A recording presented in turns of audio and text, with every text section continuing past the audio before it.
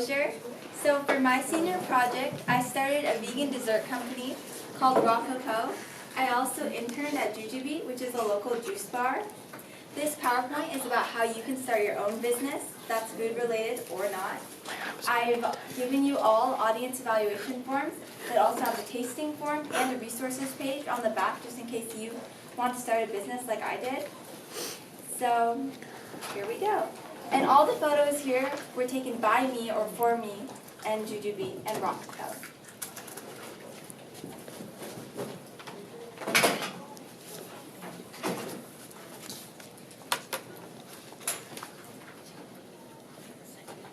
The first step in starting a business is obtaining a Washington State business license. This took me about 30 minutes to fill out. It costs $20 to obtain, and it's $15 to file and $5 to register a trademark name. That's a picture of me with my license, and that's a picture of my planner, which I definitely used when I was filing all the paperwork to start my company. By the way, there's a note-taking sheet on the front of that evaluation that may help you during the Kahoot to win the acai bowl. The next step in starting a business was writing a business plan. I used an online outline, which is linked in the resources page in your packets, and I've written 3 drafts so far. This business plan included an executive summary, which you're supposed to do at the end of the business plan, a business description, a description of my products and services, sales and marketing, operations, development, and financial summary, which is the graphs at the end. After writing my business plan, I had to gain my food handler's license. I took about a 2-hour course and paid $10. I also read a food handler's manual to pass my risk evaluation, which I will cover in another slide. Some more pictures of my truffles. After this, I created my labeling. I worked with Madame Becker to use Photoshop and design the front cover. I asked for feedback, and eventually I came to create this label.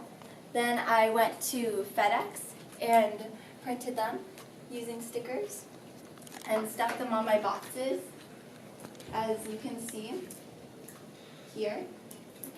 I also used Recipe to create the nutrition facts, and then I designed my labels and my nutrition facts to fit my package through Photoshop.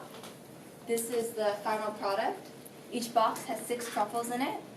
I created all the labeling. This took about a couple of months. And there are directions for what one needs to include on their label on a food processing license, which I will cover in a later step.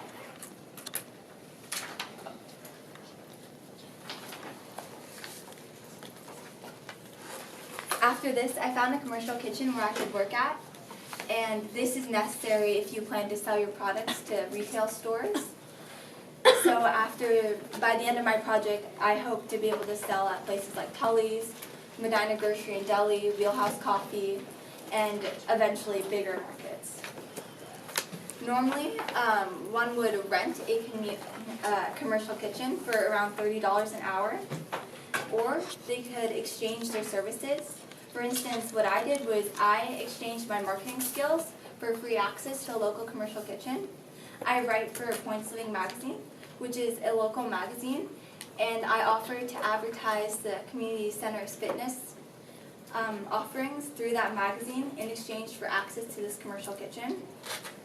You can find commercial kitchens in community centers, churches, catering restaurants, rentals, or you can decide to share a commercial kitchen with another company. After this, in order to work in this kitchen, the risk manager required me to pass a HACCP analysis and also pass a risk evaluation. HACCP stands for Hazard Analysis Critical Control Point, and it's a plan entrepreneurs usually create to ensure that they control foodborne illness in their consumers, minimize the chances of bacterial growth, and keep their consumers safe. This is what I had to fill out.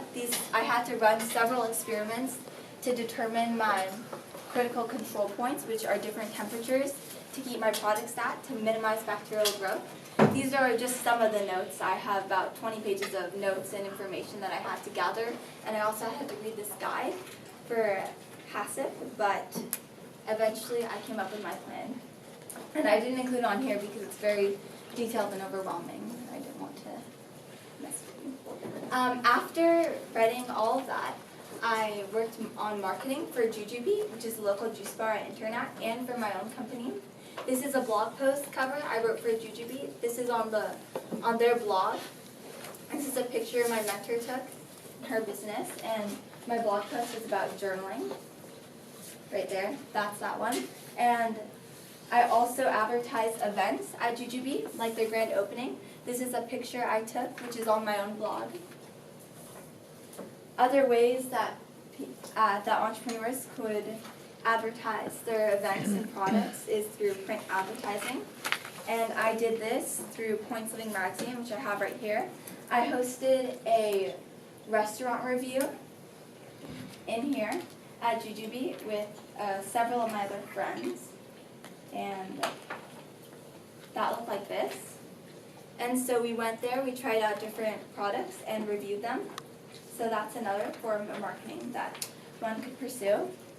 I also posted on my own blog, and I started a blogging series called The Weekly Bite.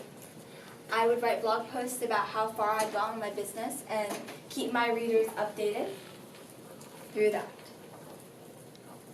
I also have a website.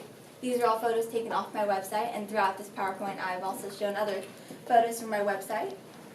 And there's the magazine article. So I hope you enjoyed that PowerPoint and found it interesting or helpful. After this, we are about to do the Kahoot. And whoever wins the Kahoot, I'll take your information and send it to Jujube, and they will send you a coupon for a free acai bowl there in their Main Street location. So if you want to take out your laptops or phones, I'm about to bring that up. Okay. Nikki, can she come?